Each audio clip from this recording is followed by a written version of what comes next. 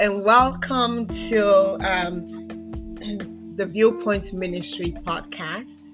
Today we are talking. The topic for our discussion today is navigating the teenage years: tips for Christian parents.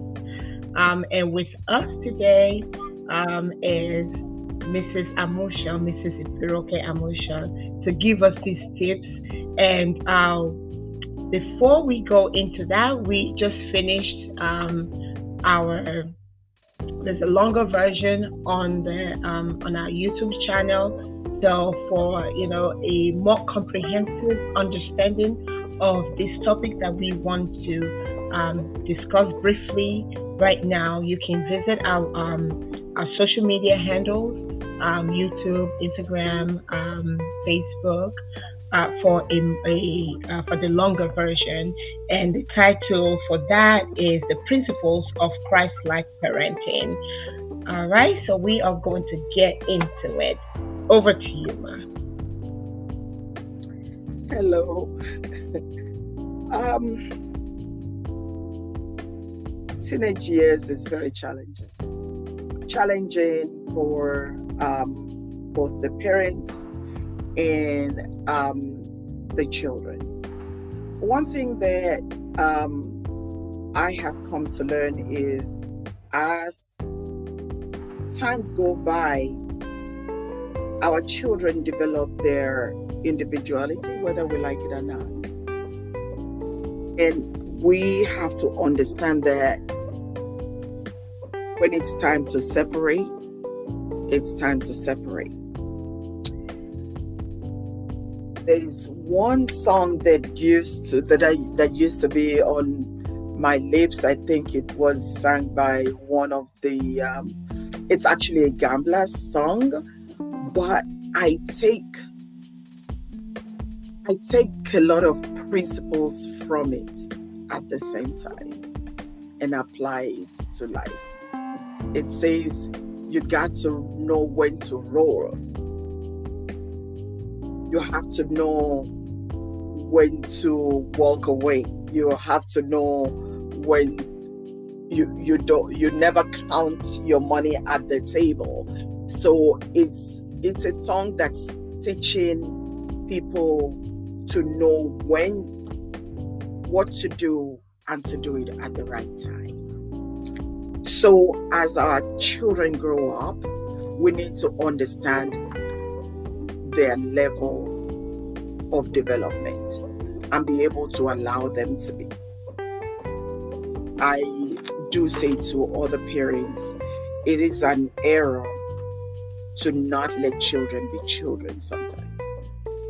When we make children adults, right from 2 years or a year, oh, she's doing so well, and we're giving them things that's supposed to be for later times. Now it's different because that has actually become the norm of the society. Technology has grown in such a manner that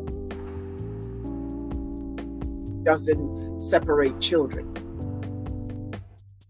If you agree with me, any way that you are in the society, you are looking at 2-year-olds, 1-year-old, 6-month-old. They're already holding the phone. They already knowing what buttons to press. They already know how to play games on those phones and all that. So it's like that principle of let children be children is almost gone through the roof because the society don't have time for them to be children. So as they get into their teenage years, I have 2 teenagers on my hands right now.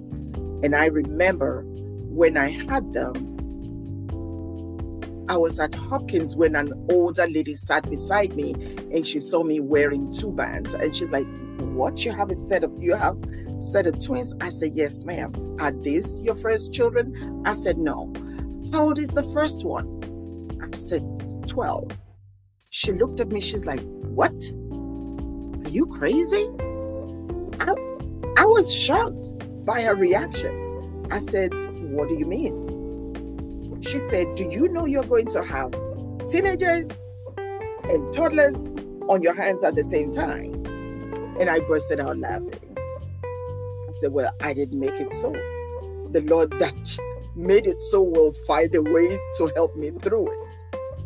And I think the Lord so far has helped me through this time. I'm still in it. I'm still walking with the teenagers.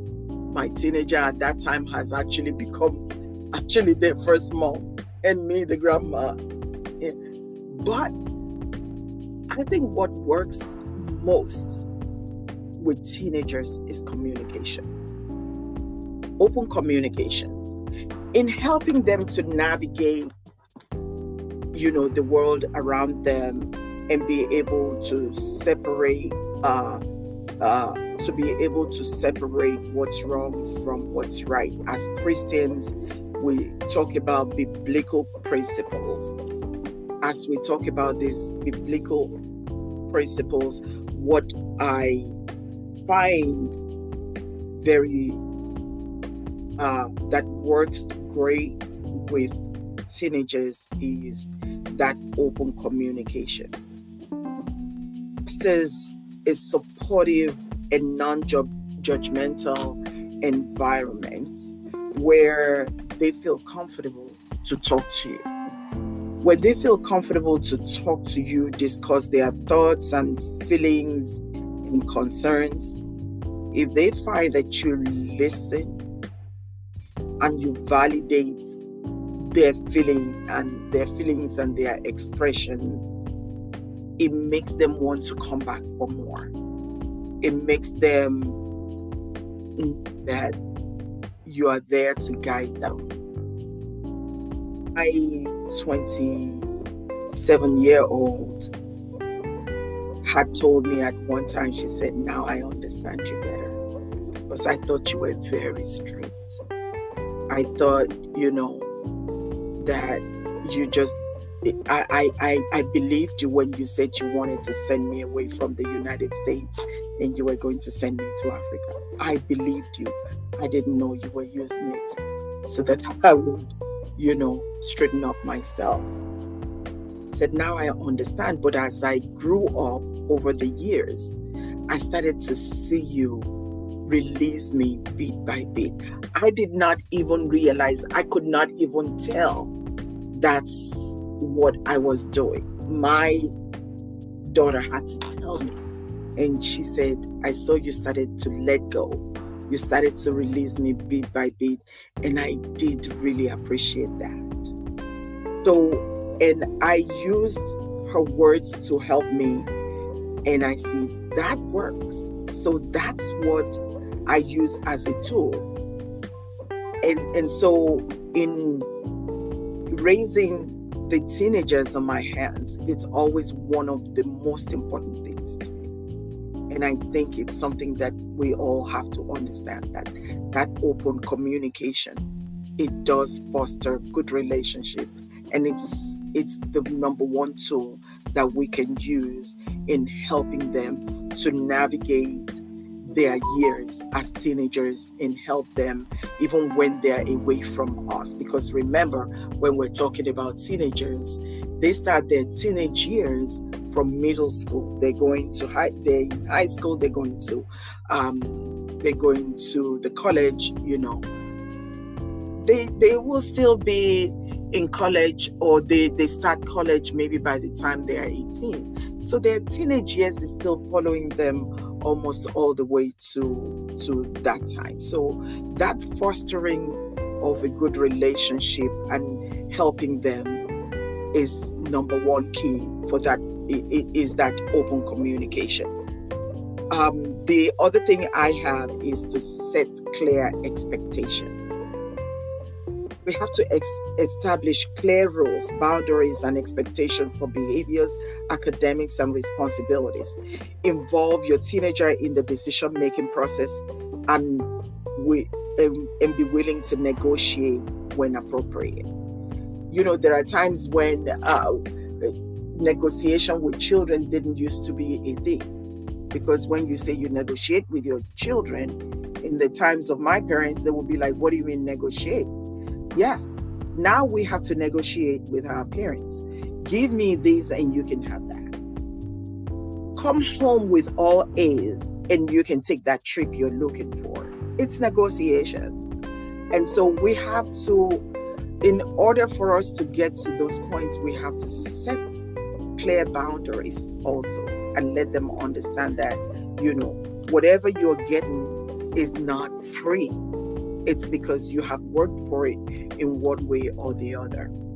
Respecting independence is really mostly about us parents, recognizing and respecting our children's growing need for independence and autonomy. It's a must.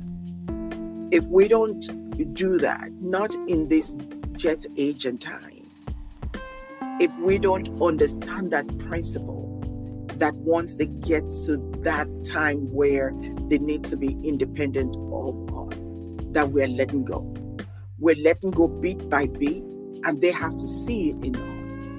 They have to be able to compare how you used to discipline them when they were when they were in elementary school versus what it was in middle school versus what it is in high school. You have to let them see that there's a difference, and it works because it makes them understand that you respect them too. Your children are looking to understand that you respect them. And that's why even the Bible puts it, fathers, do not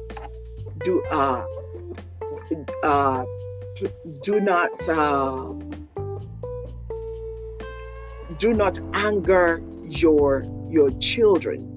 You want to make sure that in discipline you don't drive them to the point where they rebel against you. Very important to understand that. Respecting them is very important to them in helping them to navigate. Any take?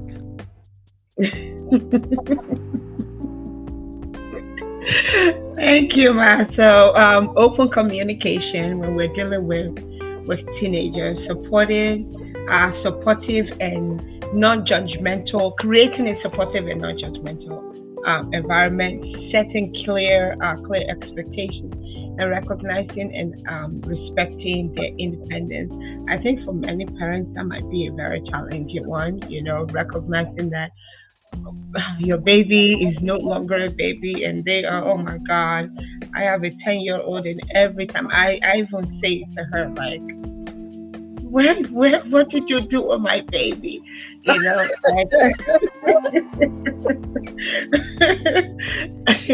so I say that I have 15-year-olds, 2 of them on my hands.